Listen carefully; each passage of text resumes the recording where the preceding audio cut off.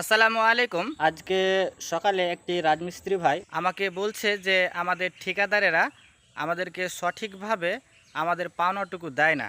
তা নিয়ে তুমি একটু কিছু বলো। তো যারা ঠিকাদার দাদাভাই রয়েছে, ভিডিওটি তাদের জন্য।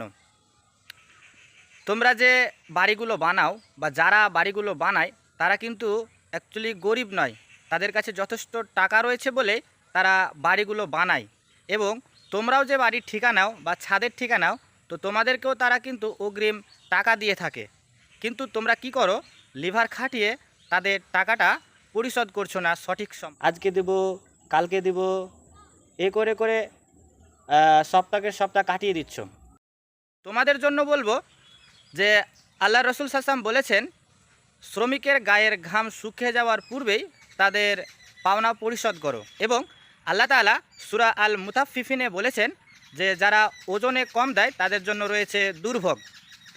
এর মানে শুধু এটাই নয় যে 3 কেজির জায়গায় 2 কেজি দেওয়া বা 1 কেজির জায়গায় হাফ কেজি দেওয়া, শুধু এই অর্থে বোঝায় না। এ অর্থে বোঝায় যে 500 টাকা হাজিরিতে নিয়ে গিয়ে 450 টাকা দেওয়া, বা 450 টাকায় হাজিরিতে নিয়ে গিয়ে 400 টাকা দেওয়া।